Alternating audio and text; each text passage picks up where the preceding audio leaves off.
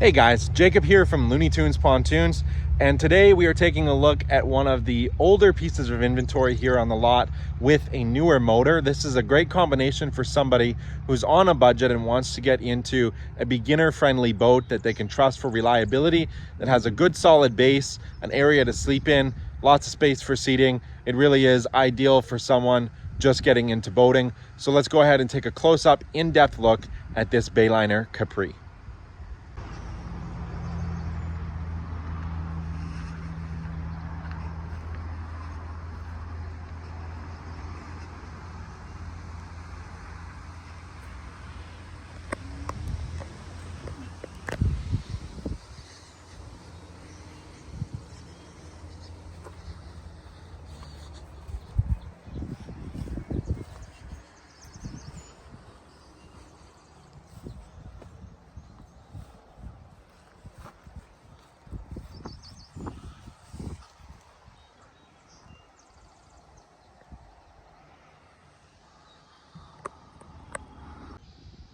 Buying a used boat is always about finding the right balance between price and condition. This boat is in fair condition, and having the newer motor, it makes it a pretty good choice if you want something you can trust without breaking the bank. One of the things I'll also point out is this galvanized trailer. A lot of times you see painted black trailers or painted white trailers. They rust really quickly, which depreciates the value of these older units. With a galvanized trailer, that trailer is always worth money in the bank. That's a $2,000 or $3,000 trailer any day of the week, and it's something you can trust underneath your boat to carry you down the road without rust wearing away at it over time. Again, condition is key. Now this one has seen some bumps and bruises over time. It is a 30-year-old boat, and it's important to us that we expose those things to our customers, especially if you're shopping for a distance. This thing is not clean currently, so it's a little bit hard to see what's dirt and what's actually damage.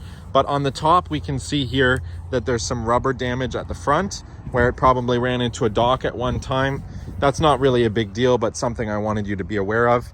And then underneath the gel coat, this is what we want to pay special attention to. So there are some small chips in the gel coat, but gel coat is the finish that goes over top of fiberglass. I've seen even up to 1/4 inch thick chips outside of a gel coat where you can see the fiberglass starting to come through and the boat still doesn't leak. It's the fiberglass that we're mainly concerned about, although we will still note the gel coat chips throughout the boat. So let's go underneath and check here on this side, which is the starboard side of the boat. It looks pretty clean underneath. That's one scuff mark there, but overall pretty good. Now what if we get right under? Some discoloring from the water, but I don't see any damage. Tall grass doesn't really help. We'll go around the side. Here's the transom area. So again, we've got the water staining just from being in the water. That's what the brown color there is. But if we look under on this side here, this is the port side of the boat. There has been a small repair made right here.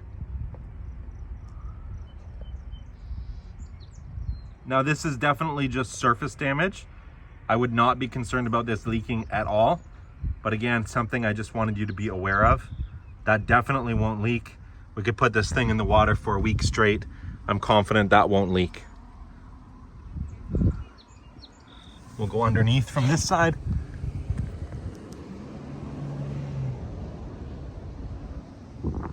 Looks good overall. And down this side of the boat as well. Again, just some regular scuffs from use. It's an old boat. Overall, it's been pretty well kept though, I must say.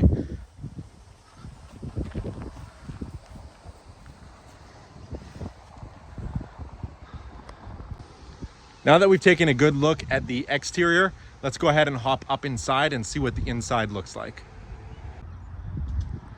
Just be aware this swim ladder is broken. So the first thing to see is this cabin area. This is the cuddy cabin. You can sleep down here, pull up this floorboard. Sorry, it's dirty, but there's some more storage in there. This whole boat needs to be cleaned, so it's dirty right now. but it's not uncommon for the underside of these boats to get dirty on the headliner. As you can see, just from time, maybe some small leaks through the bolt holes there. Nothing to be too concerned about, but might just be water seeping through over the years.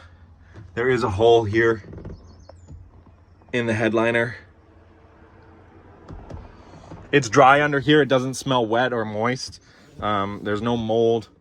It's overall actually pretty impressive. This door here just closes up and meets up with this other door.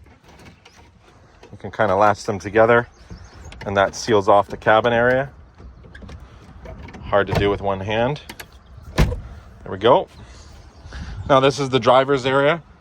So this is pretty good for someone that's maybe a little bit larger, long legs. There's lots of room in here. I'm 6 feet tall. I've got lots of room for my knees. So pretty comfortable position. Throttle's right up here. Throttle and shift. And then here's some more seats on the passenger side. Now these seats up here, like, they will also lay flat, I believe. Yep. So if you want to recline them like this, you can. And then you've got the option for another seat here in this position. And one more right here in this position. So 1, 2, 3, 4, 5, 6. Could definitely seat 6 people in the boat and sleep 2 people under the bow.